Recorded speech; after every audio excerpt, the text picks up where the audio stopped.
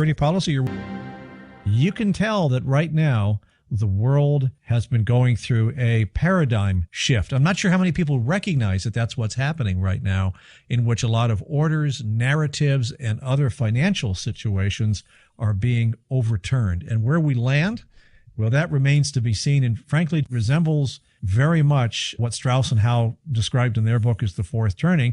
And they were calling for us to start the fourth turning, if you recall, right about now, plus or minus a couple of years. I think that's exactly what has just started in the West. Once again, Happy New Year, everybody. Welcome back to Steel on Steel, second hour of the show. John Loeffler here with you.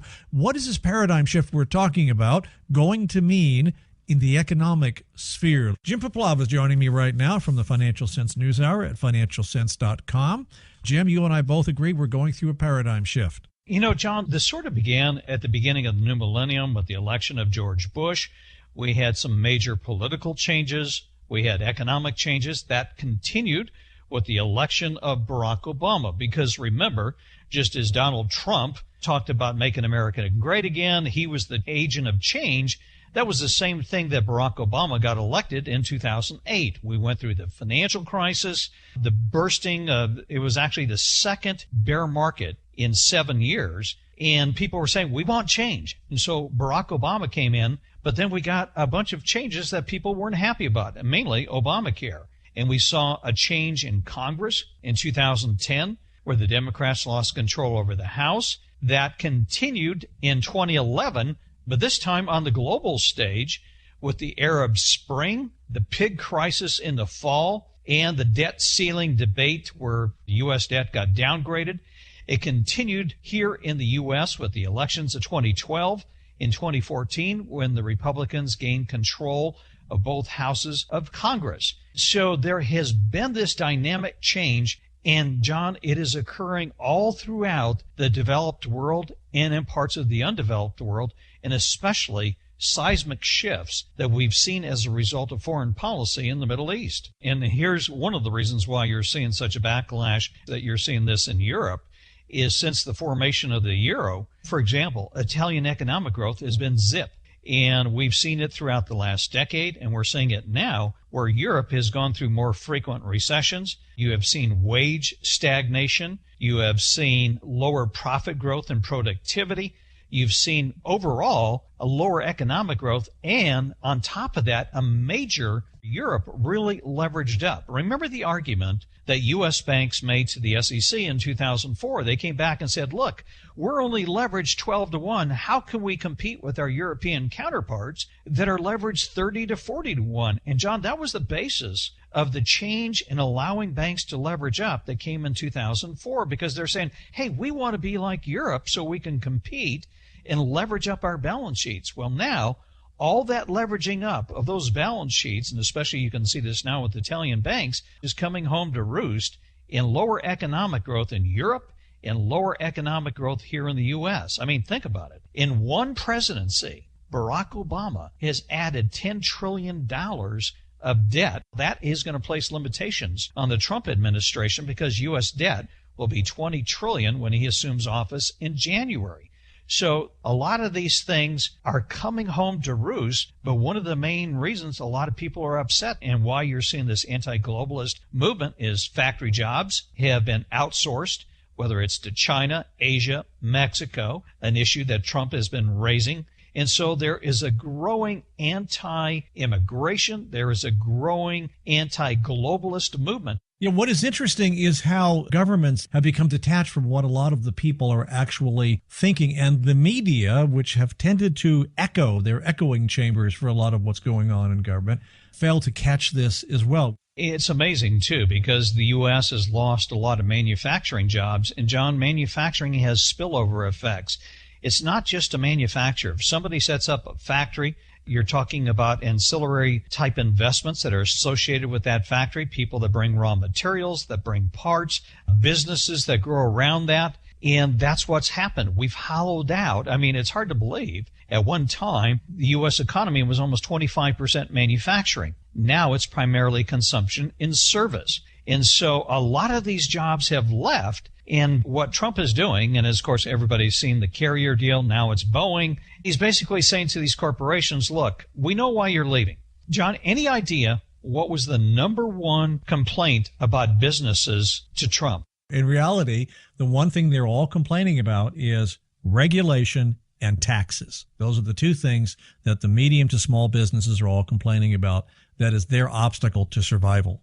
Absolutely right. At the top of the list, everybody would have thought taxes, because U.S. tax rates are the highest in the world. Corporate tax rates are 35%. And it's one reason why you have trillions of dollars parked overseas that don't come back here, because they're saying, why are we going to bring them back here? We're going to pay 35% tax. Plus, if you're a California corporation, you're going to pay 13.3% tax. So why would anybody want to do that? So Trump is saying, look, we're going to get rid of these regulations. For every one regulation that's put in place, two are going to be sunsetted so that you can operate unrestrained. It's one reason why we've never had shovel-ready projects beginning with Obama's stimulus program, because there is a endless maze of bureaucratic red tape to get anything done. I know here in San Diego, it took us 10 years to get one freeway put in from the I-15 to the I-5 because of environmental and bureaucratic regulations. And so a lot of companies are saying, look, get rid of these regulations, and then, of course, lower the tax rate. So Trump is basically saying to these companies, look, if I get rid of the regulations and I get rid of tax rates or bring them down to a more reasonable level, then we want you to stay here and invest. If you still insist on moving your factory someplace else, there are going to be consequences of that. And John, that is a major paradigm shift that is resonating throughout the country, but it's not resonating with what I call the government media and the power elites that run the country out of Washington. And I think that's what this election surprise was all about. And folks, there's more surprises coming down the road. The other area, by the way, of regulation that people don't seem to understand, the compliance cost of regulation. This is a change. You're seeing this reaction to this. Well, it's accelerating. In fact, there was an article in the Wall Street Journal talking about the vote coming in left. The title of the article was called Europe's Left Loses Further Ground with Matteo Renzi's Resignation. And they were talking about of Europe's 5 largest economies, the left only governs 2 now, France and Italy. And they talked about Francois Hollande, said he's not going to seek election. They talked about how the center-left agenda is failing, and they're talking about a 5-star movement within Italy. They're talking about conservative backlash and a move to the right in Spain, possibly Germany and Poland. Center-right parties are gathering, and even though in Austria the center-right candidate lost, the Freedom Party remains the strongest political force despite its candidate's loss to an independent. And then they talk about one of the restrictions that has happened with Euro, and we've had a lot of guests here on the program that are predicting the demise of the Europe, and I think you're going to see that. It may begin with Italy, and who knows, Spain may be next, Greece may be next. So this is something that is not stopping with Brexit. It's not stopping with Italy's vote. I think Italy's next. So there are far-sweeping paradigm shifts that are occurring here, especially now with the election of President-elect Donald Trump. Last week we talked about some of the effects that we thought a Trump presidency and how it would contrast against that of Barack Obama and also of George Bush. Barack Obama and George Bush started out in very similar circumstances. For Mr. Trump, it's noticeably different. There are a number of things. First, Trump will cause a shift in U.S. growth, although I would dispute some of the economic numbers that they're talking about 3.5% and 4.5% growth. There's going to be a shift in growth. There's going to be a shift in inflation and interest rate expectations. Remember, we've spent 8 years with interest rates declining to the bottom of this summer when 10-year treasuries got down to 1.3%. If you had a 3-month T-bill, you had a negative rate of return, meaning you paid the government to loan them money. And we saw that globally in Europe and Japan, where yields went negatively. So as inflationary expectations increase, you're going to see monetary policy tighten and growth and inflation accelerate. I think this trend is just getting started. Just as we saw a trend with Obama that lasted throughout his presidency, I think you're going to see this last throughout Trump's presidency. And if it works, it may be a second term. But it's going to be supporting growth and creating jobs However, the real question is, will Keynesian demand management mark the end of a 35-year bull market in bonds, and that culminated the lowest interest rates recorded in financial history? Could we see a normalization that takes place over Trump's term where we start to see, let's say, the federal funds rate get back to maybe 3, 4, or 5%? And what's going to be the implication of a $20 trillion U.S. debt? Because for every 1 percentage point increase in interest rates, the government spends $200 billion more in interest. One of the great things that Obama was fortunate to be president under is he doubled the national debt by $10 trillion, and yet interest expense for the U.S. government actually fell throughout his presidency as we were adding more debt. Government spent less money on interest in 2016 than it did in 2008. I think that's going to be one of the first trends that are going to reverse itself. Talked to Lionel Shriver about her book, The Mandibles, in which he has this scenario of the economy collapses. One of the things she brought up in the interview, are we ever going to be really serious about paying off this debt? Because it may come to the point where you just can't. So that means at some point you're going to have to renege upon it.